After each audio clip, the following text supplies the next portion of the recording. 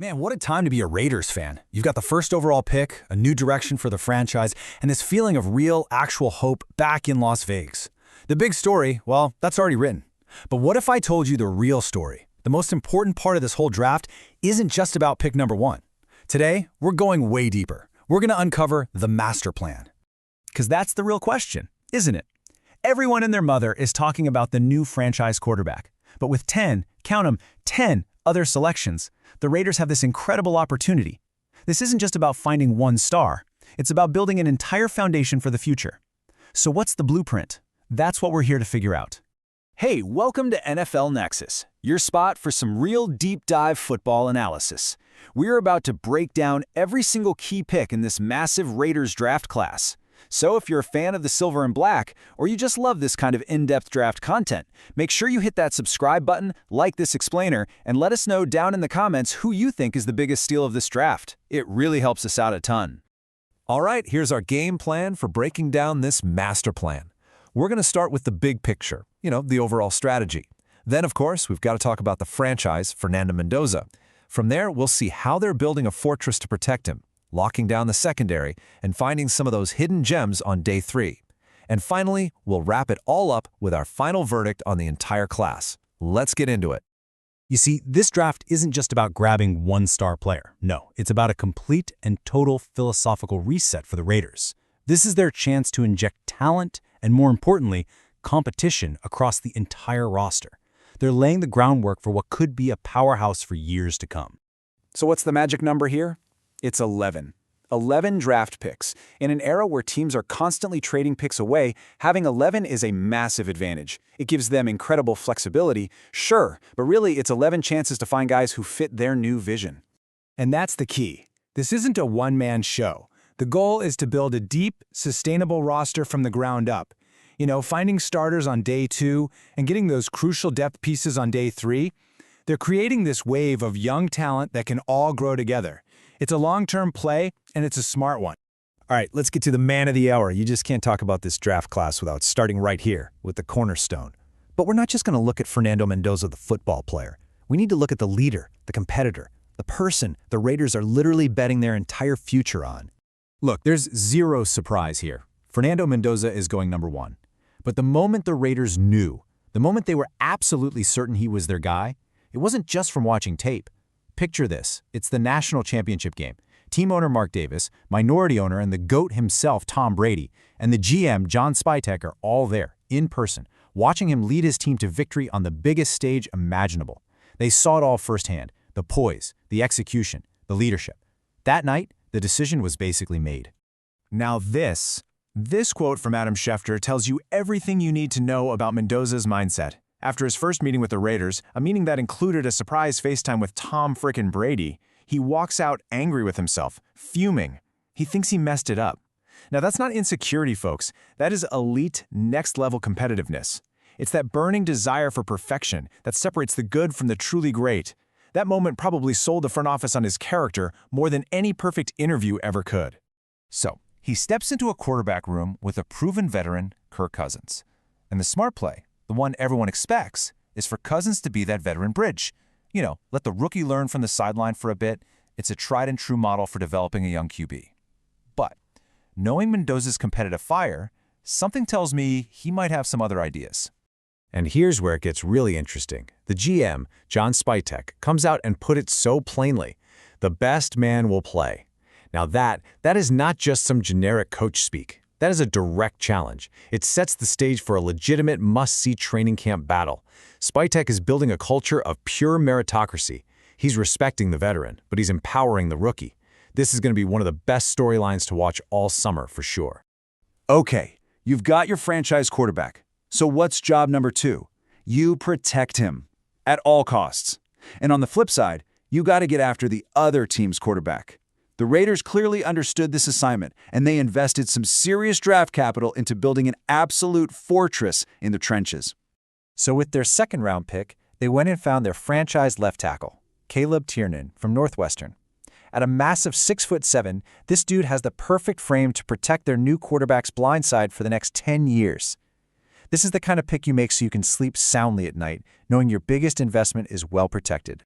and his profile just screams day one starter.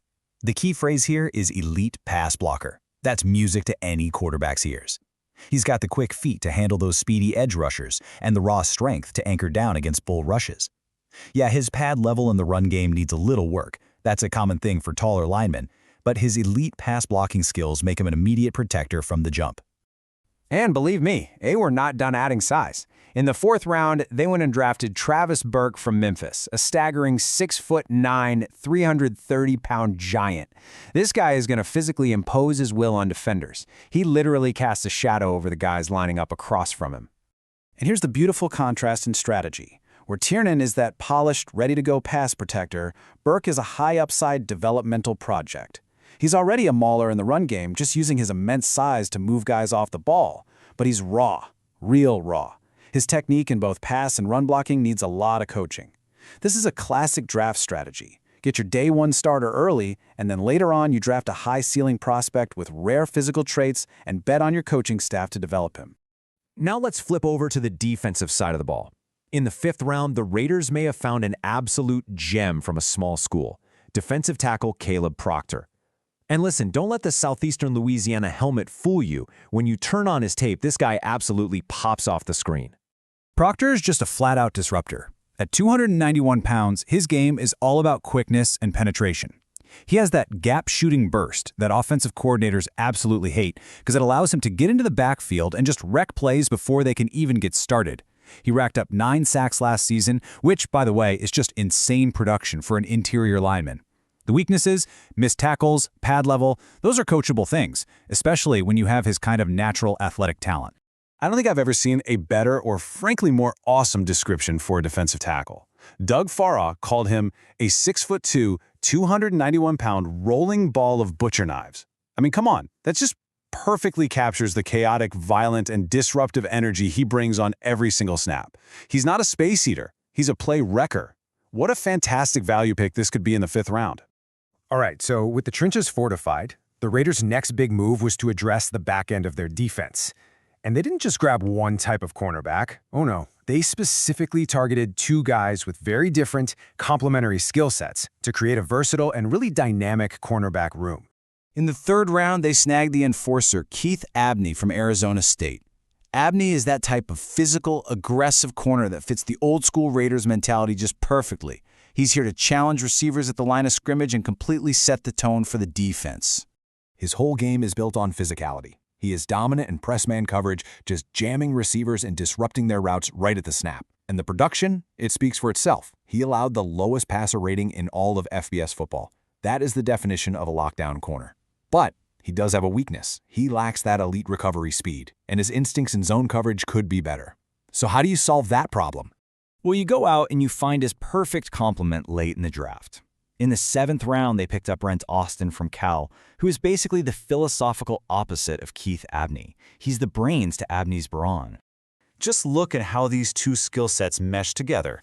Where Abney struggles in zone, Austin produces draft-worthy performances. Where Abney thrives with physicality and press man, Austin struggles. He wins with phenomenal instincts and a high football IQ. You see what they did there? By drafting both, the Raiders built a versatile secondary that can adapt to any matchup. They can play aggressive press man one week and then roll out sophisticated zone schemes the next. It's a really brilliant piece of roster construction. The truly great drafts are defined by what you do on day 3. This is where scouting departments really earn their money, finding those players with specific, valuable traits who might have slipped through the cracks for one reason or another.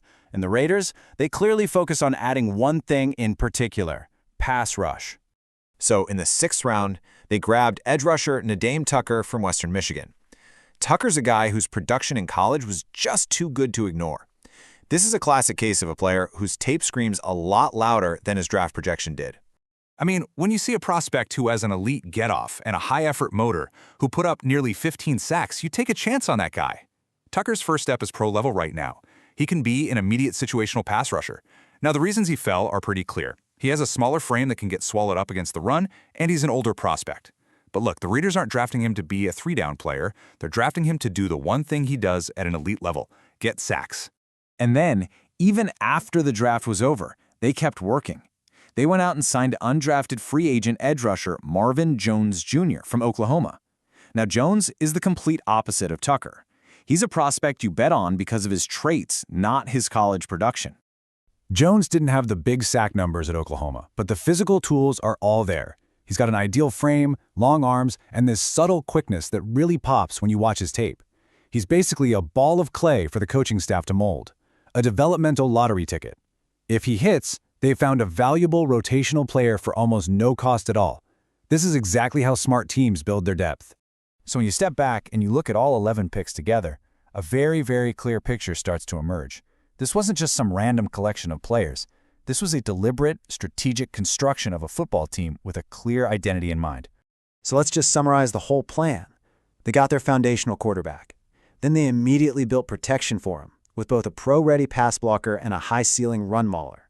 They fortified the D-line with a high-motor disruptor.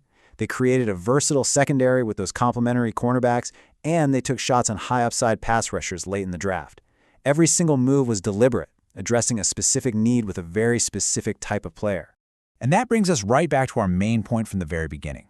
Look, landing the #1 pick is fantastic, it's a game changer. But the true success of this 2026 Raiders draft is going to be defined by the rest of the class. It's the fortress they built in the trenches, it's the versatility they added in the secondary, and the hidden gems they managed to unearth on day 3. This, right here, is how you build a complete football team. So what's the big takeaway here? What's the new culture being built in Las Vegas? Well, it all comes back to that one quote from GM John Spidek: "The best man will play." It applies to the quarterback battle, it applies to the offensive line, and it applies to every single player from this 11-man draft class. It signals a new era for this team, an era of competition, of meritocracy, and a relentless drive to simply be the best. And that's our deep dive on the Raiders 2026 draft class. Hey, if you enjoyed this breakdown, one way you can support NFL Nexus is by checking out our brand new NFL-themed coloring books. They're perfect for fans of all ages, kids, grandkids, even adults. The link is right there in the description, or you can just scan the QR code on your screen. Thanks so much for watching, and we'll see you in the next explainer.